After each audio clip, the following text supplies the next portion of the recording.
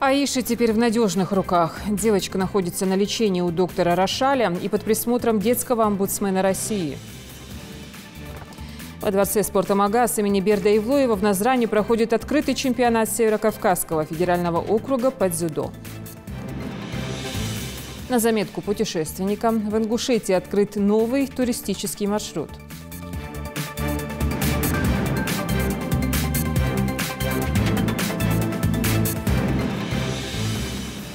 Здравствуйте, это новости 24.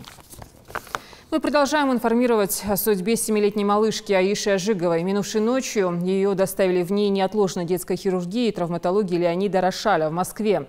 Договоренность об этом была достигнута в ходе разговора в Рио главы Ингушетии Махмудали Калиматова с уполномоченным при президенте страны по правам ребенка Анной Кузнецовой. Девочку сейчас обследуют. Есть новая информация по состоянию здоровья. Светлана Томова расскажет. На самолете ты летала? Не летала. Не летала? Хочешь полетать? Хочу. Как хочешь? А там мороженое есть? Мороженое? Там лимонад есть.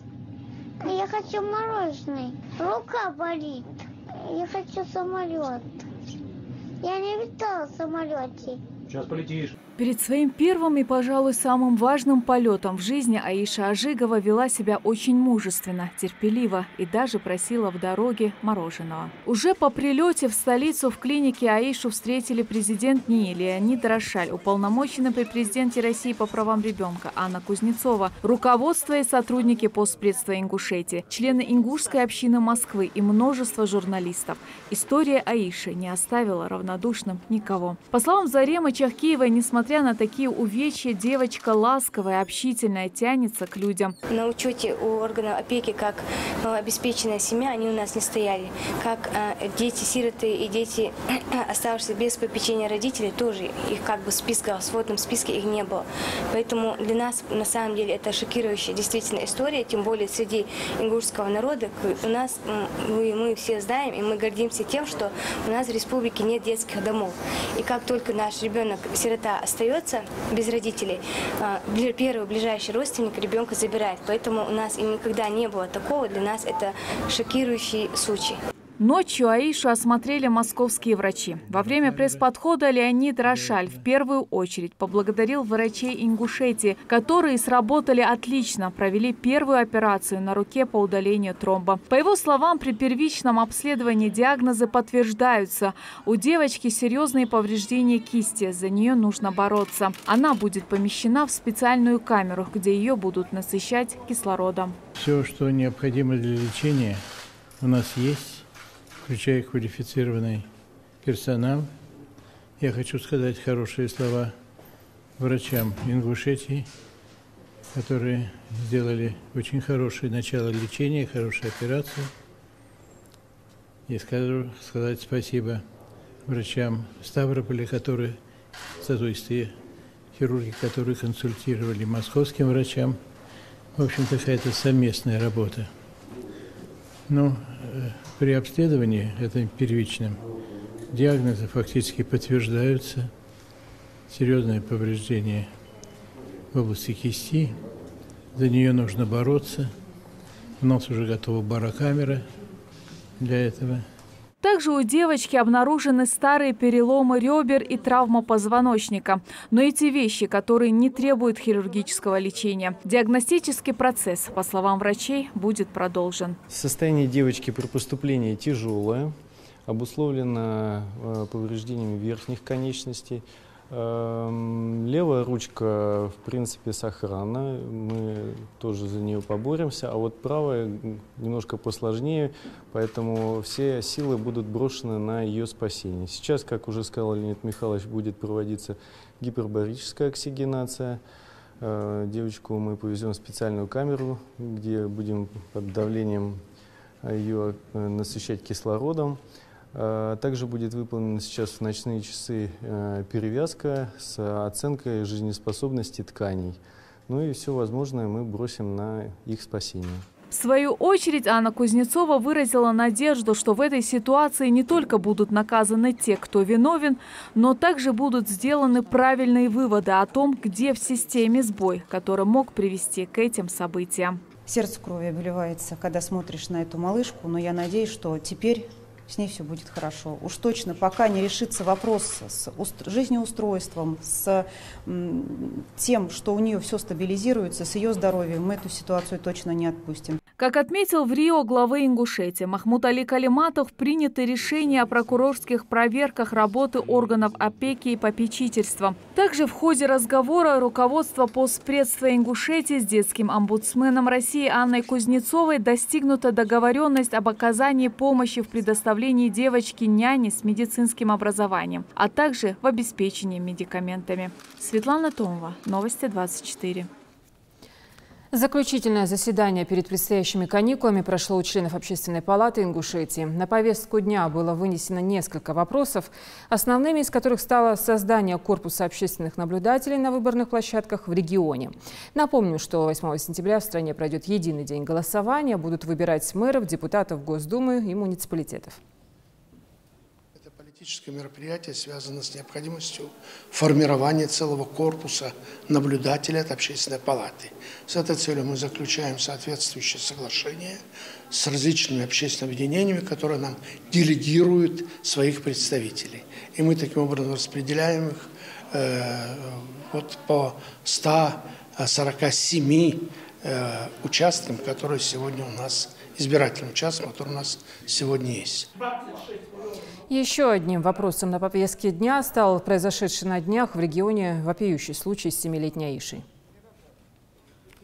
Всем обществам необходимо предпринять меры с тем, чтобы выявить наличие неблагополучных семей, положение дел в этих семьях. Мы обратимся к руководителю региона с тем, чтобы была сформирована такая рабочая группа, которая плотно занималась бы в течение нескольких хотя бы месяцев до выявления полной картины вот этими проблемами. Иначе мы не можем просто оставить все это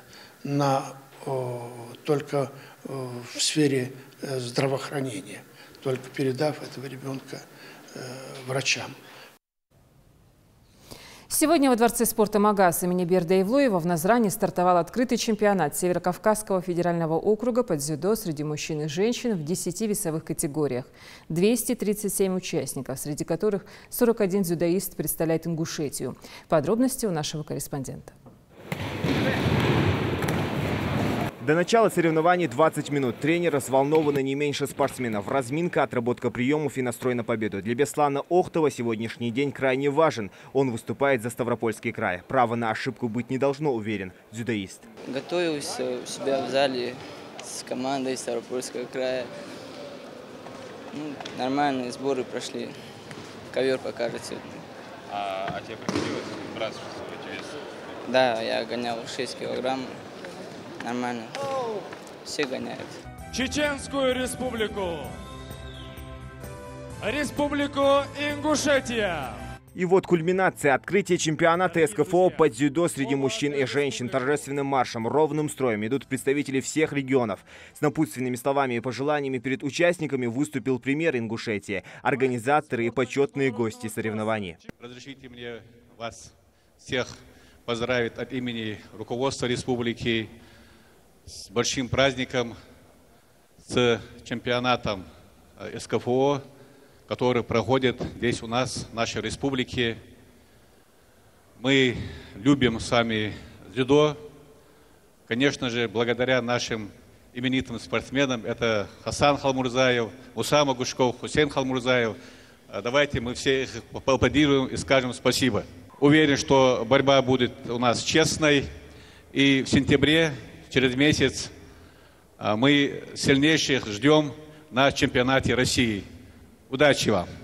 Разрешите мне от имени Федерации дзюдо России поприветствовать всех участников, тренеров, судей, зрителей на чемпионате СКФО, который проходит в Республике Ингушетия, город Назрань. Пожелать спортсменам успехов на татами, достойно отобраться на чемпионат России и не менее достойно отбороться на чемпионате России, пополнить ряды сборной команды России по дзюдо. Присоединяюсь ко всем сказаниям. На самом деле в Ингушетии всегда приезжаем с большим удовольствием. Здесь все прекрасно, все красиво. Очень воспитанные, грамотные ребята.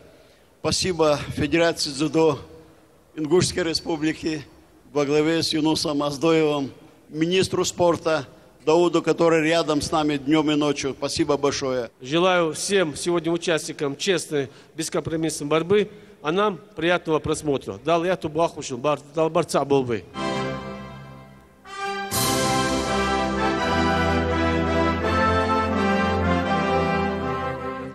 Участникам представили судейскую коллегию. Перед началом состязаний дух спортсменов поднимает ансамбль «Магаз».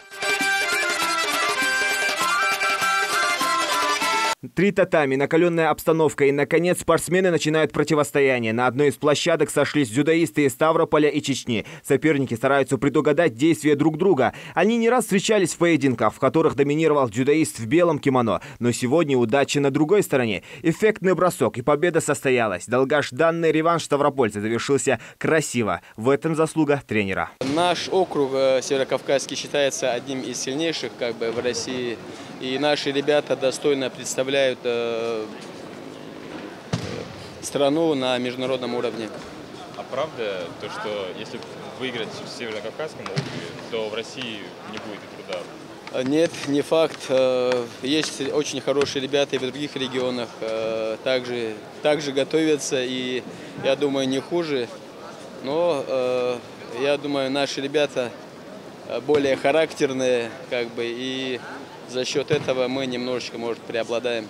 Почти 240 мужчин и женщин соревнуются за место в российской сборной. Для Ингушетии это еще один шанс блеснуть на международной арене. Ингушетию представляют более 40 лучших участников, среди них и триумфаторы.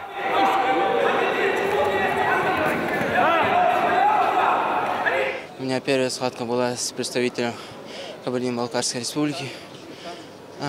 Первая схватка, как у всех, тяжелая была.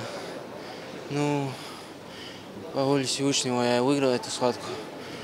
Соперник был неудобный для меня. Он был выше меня, и у него была верхняя борьба. На последнюю секунду я ему бросок сделал и победил. Соперник был очень хорошим.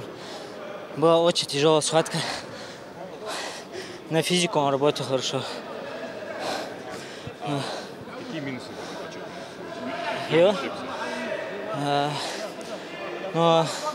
Во-первых, недовес.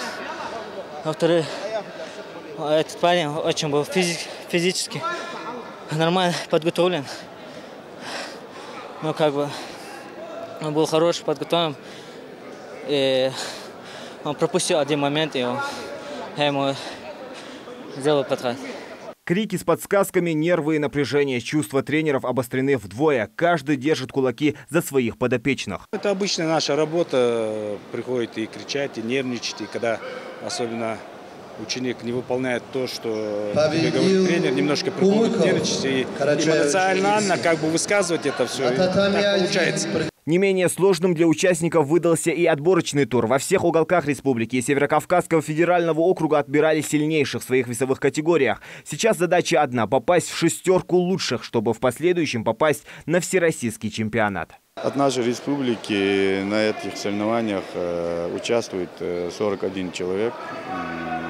Всего с СКФО более 200 человек участвует в чемпионате. Чемпионат очень ответственный, потому что это соревнования среди взрослых.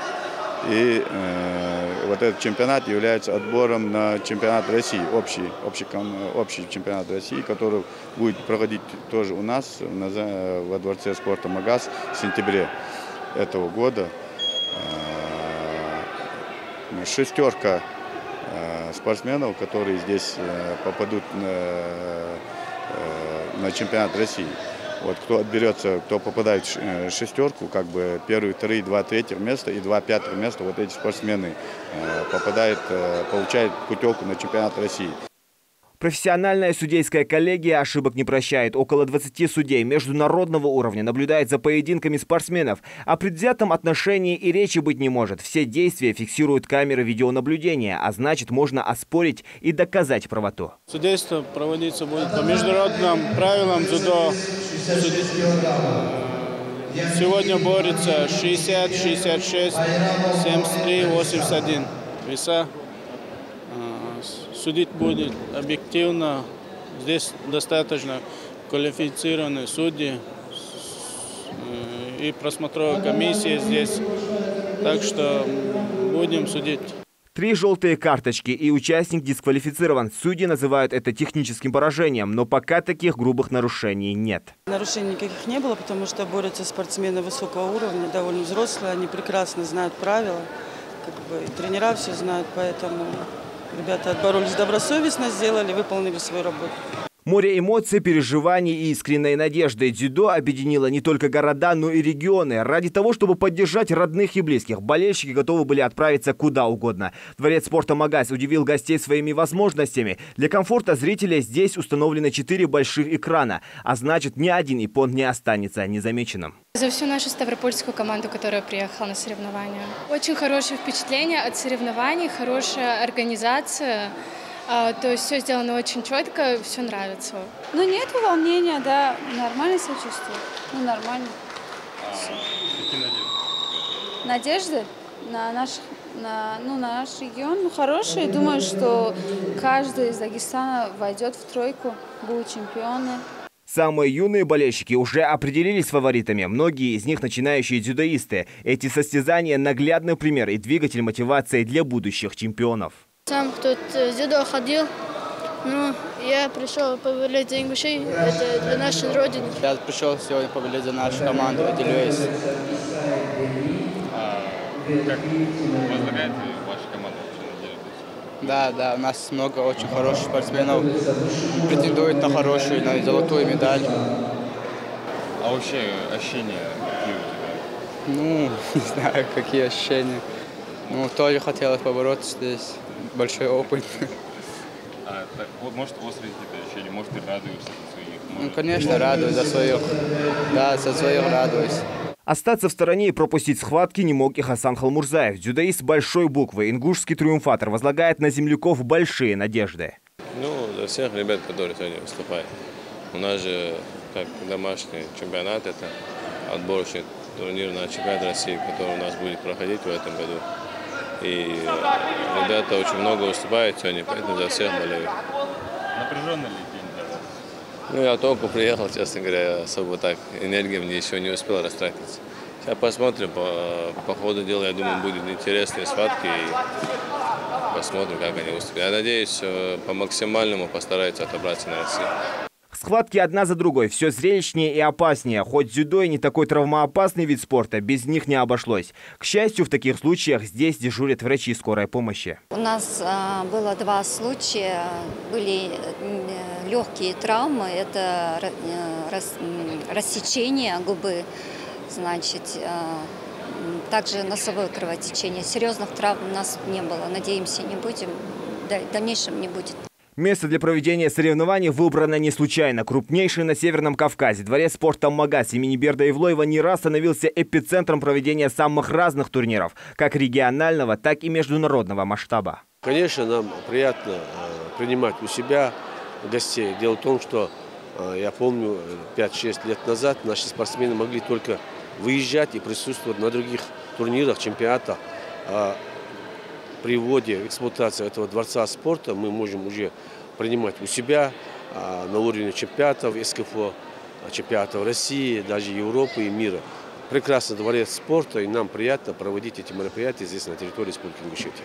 Лучшие спортсмены из первой 6 в каждой весовой категории получат путевки на чемпионат страны, который пройдет с 6 по 9 сентября. Здесь же, во дворце спорта «Магаз». Победители станут известны после 2-го соревновательного дня. Зелимхан Галоев, Адам Гулоев, Султан Булгучев. Новости 24. Более миллиарда писем, 3 миллиона печатных изданий, свыше 10 миллионов посылок. Все это в год проходит через сотрудников Почты России.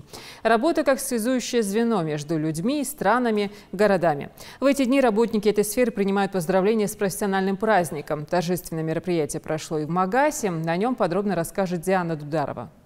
На этой площадке собрались лучшие работники почтовых отделений региона, которые посвятили не один год пересылке писем и открыток. Сегодня с собой нет кипы конвертов, только улыбки и праздничное настроение. Свой профессиональный праздник отмечает и Людмила Елхароева. Эта профессия стала неотъемлемой частью ее жизни. Ей посвящено 23 года. Признается, несмотря на то, что письма друг другу пишут реже, сумка ее по-прежнему тяжелая. Разносим почту, также пенсии, детское пособие, уход, безработные. Профессиональный праздник почтальонов начался с награждения ценных работников. Их заслуги отметили почетными грамотами, благодарностями и цветами прекрасной половине коллектива. Эжиеву Эсет Абдархановну, почтальона первого класса отделения почтовой связи Плиева Назрановского почтамта имени Мальсагова.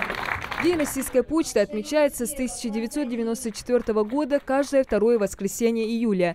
Этот праздник стал прекрасной возможностью для сотрудников почтовых отделений Ингушетии поздравить своих коллег. Очень довольна на своей работе и очень уважаю своих работников и всех начальства своего. Доброго здоровья им, счастья им, всем здоровья. Поздравляю своих коллег всех с праздником, Днем почты.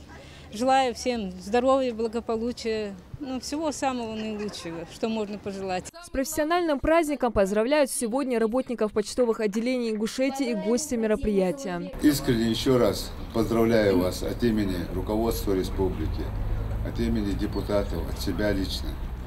За ваш труд желаю вам больших успехов, творческих успехов в вашей работе. Баркл, спасибо вам за все, что вы делаете. История российской почты берет свое начало еще в IX веке и насчитывает более 1000 лет. В 15-16 веках сеть почтовых станций охватывала всю территорию России, а первые почтовые марки и карточки появились в XIX веке.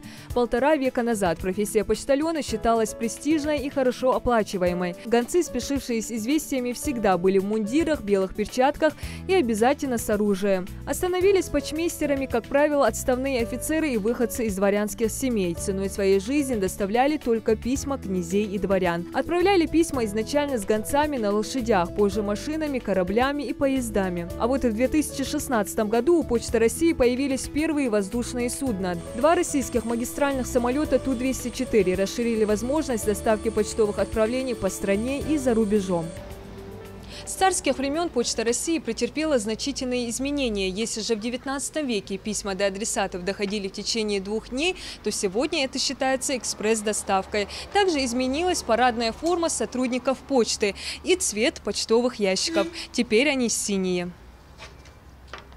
Сегодня мало кто торопится закинуть открытку с посланием в почтовые ящики. С появлением интернета и других коммуникационных технологий необходимость выражения эпистолярного таланта отпала. Тем не менее, Почта России не прекращает свою работу. Если же в царские времена до адресата доставляли только письма дворян, то в современной России почтальоны не только разносят конверты оставшихся любителей письменных посланий, но оказывают и другие услуги. Электронная, гибридная и ускоренная почта, реализация печати и других товаров в розницу, рассылка рекламных материалов, перевозка грузов. А в Республике Ингушетия население обслуживает 54 почтовых отделений. Возьмем по масштабах России, мы занимаем, в десятки лучших ходим. А по макрорегиону мы первые идем уже 6-7 лет. Не говоря уже о наших отделениях. Вы видели состояние наших отделений? Они радуют нас сегодня. Но мы еще осталось на Сурхахи, Шидах, Алхасты, нас некоторые остались, где Далаку осталось. Но я думаю, в течение 2 лет, 3 лет мы все добьем. У нас в каждом отделении висят наши 4 телефона директора, 3 замов. Любой человек может позвонить всегда. Они прям заходишь, видать прям все номера. Как горячая линия. В любое время кто звонит, и я на них отвечаю. Также планируют открыть отделение в 105-м массиве города Назрани. В Сунже строят 2 отделения и ожидается реконструкция почтамта Алхасты. Ну а праздничное мероприятие для почтальонов республики разбавили концертной программой.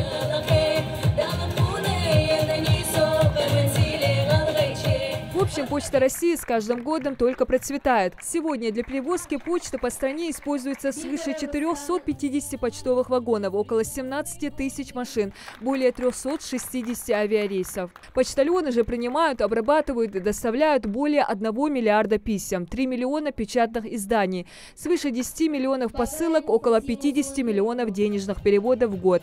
А праздничное мероприятие работников ингушского филиала Почты России завершилось памятными фотографиями. Диана Дударова, Адам Далаков, Новости 24. Тысячи гектаров сельхозугодий ГУПа «Насыркорт» сейчас тщательно обрабатываются после посева яровых культур. Своевременная культивация играет важную роль в получении хорошего урожая. Этому процессу опытные аграрии уделяют особое внимание. Репортаж Идриса Ижеева.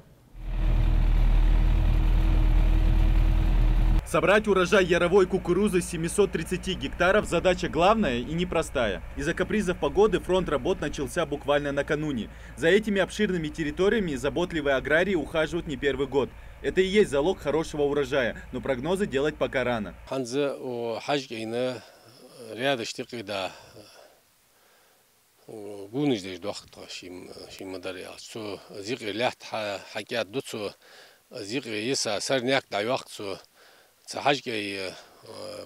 Дополнительные придаточные корни питание аэрации улучшается.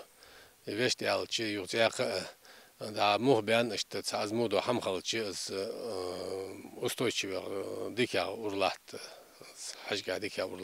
Обработать обширные территории задача не из легких. Кукуруза растение хоть неприхотливое, но все же требует к себе определенного ухода. 2 трактора со специальными прицепами каждый день без выходных обрабатывают почву, защищая ее от сорных трав.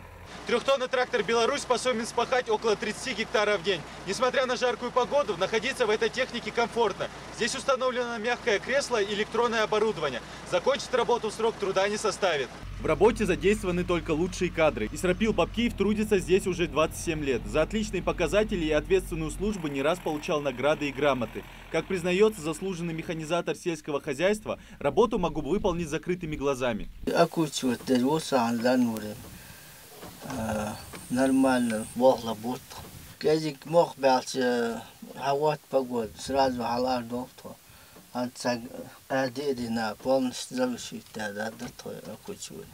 середине октября здесь начнут собирать урожай кукурузы. До ее полного созревания осталось несколько месяцев. В этом году в ГУПе «Насыркорт» надеется собрать до 5 тонн урожая с каждого засеянного гектара. После полной обработки почвы яровых в ГУПе начнут жатву озимой пшеницы. 200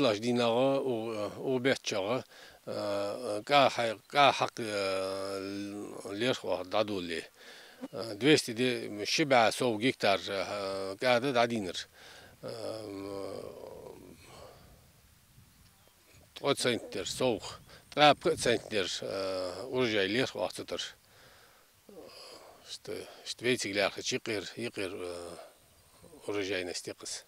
Видя такой объем засеянных яровых и озимых, невольно задаешься вопросом, как они все успевают. Ответ прост. Хорошая организация работы и трудолюбие приносят свои плоды. И уже совсем скоро жители смогут наслаждаться продуктами, выращенными на родной земле. Идрис Ижеев, Магомед Белакиев, Новости 24. Если вы еще не решили, куда отправиться в путешествие, то добро пожаловать в Горную Ингушетию. В регионе открыт новый туристический маршрут. Речь идет о башенном комплексе Тумги. Дорога, в принципе, недалекая. На машине можно легко добраться до природной красоты и архитектурных памятников. А еще нехоженных в тропах Ингушетии в репортаже Тамерлана Хамхоева. Для любителей, будь то пешего или автомобильного туризма, Ингушетия – настоящий рай. Буквально каждый метр территории Джейрахского района несет в себе огромное количество информации для гостей страны гор и башен. Замковый комплекс Тумги относится к хамхинскому обществу и является родовым селом рода Тумгоевых и Албаковых. Дорога к этим башням очень легкая, и проехать можно на автомобиле. На перевале Цейлуам необходимо свернуть налево. У нас гравийная грунтовая дорога, которая как раз была проложена в прошлом году. То есть полностью до комплекса Тумги проходит дорога, и без проблем даже на самой обычной легковушке туда можно доехать. Неподалеку от Тумги находится и башенный комплекс Бишт, который не так давно был отреставрирован. Строители вдохнули новую жизнь в этих каменных исполинов, и башни вновь будут радовать взор туристов.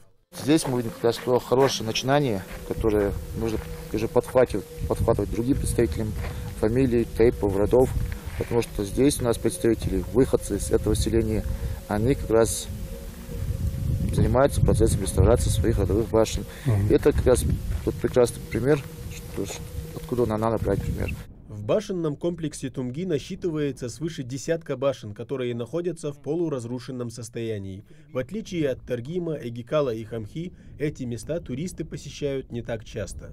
Здесь можно сказать, что даже жители нашей республики, они очень мало знают именно про эти места. Это такие более удаленные, хотя, если честно, не особо удаленные, но сюда люди очень мало заезжают, здесь мало бывает, потому что здесь чисто представители этих фамилий, родов, которые отсюда вышли.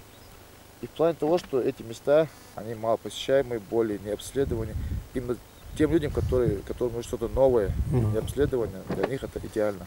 На территории комплекса находятся также и склеповые могильники. У края небольшого обрыва располагается храм Тумги-Ерды, длиной около 10 метров и высотой порядка 3 метров. Скорбно, что вот здесь находится такой тоже один из таких уникальных храмов, это Тумги-Ерды, Тумова-Ерды. Он уже покрылся трещинами, сверху уже растут разные растения, которые тоже постепенно разрушают крышу. Это корни, там трещины с боковых стен. Данный башенный комплекс хотя бы нужно, как минимум, это нужно провести консервацию. Желательно, конечно, чтобы была проведена реставрация, чтобы вот эти уникальные места, чтобы они совсем уже не потерялись, потому что некоторые башни чисто стоят одни угловые стены. Проживавшие здесь в недалеком прошлом люди слыли известными строителями, специалистами горского права и медицины. Их потомки и сегодня посещают свои родовые башни.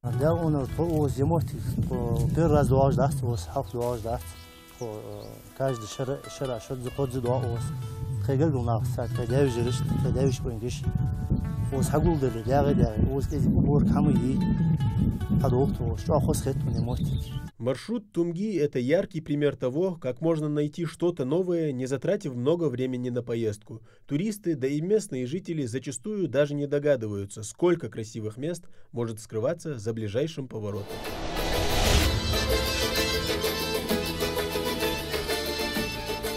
Тамерлан Хамхоев, Магомед Шаухалов, Новости 24. Следите за новостями на канале Ингушетия и до встречи в эфире.